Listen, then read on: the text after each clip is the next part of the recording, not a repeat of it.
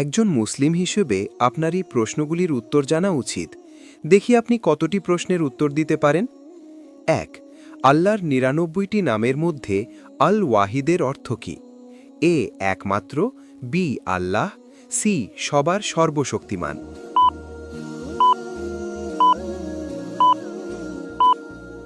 সঠিক উত্তরটি হল এ একমাত্র। ২. ইসলাম ধর্মের মূল বইটির নাম কি?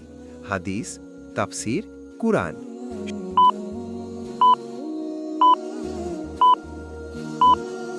সঠিক উত্তরটি হল সি কুরআন। ভিডিওটি ভালো লেগে থাকলে লাইক এবং শেয়ার করে দিন, দিনের জ্ঞান বাড়ানোর জন্য। ৩. ইসলাম ধর্মে খলিফাদের মধ্যে প্রথম নেতা কে ছিলেন?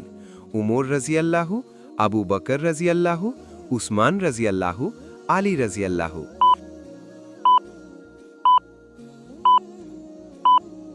সঠিক উত্তরটি হল বি আবু বকর রাজিয়াল্লাহু। ৪. কোরআন কি ভাষায় নাজিল হয়েছে?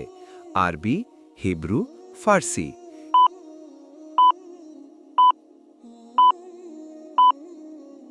সঠিক উত্তরটি হল এ আরবি।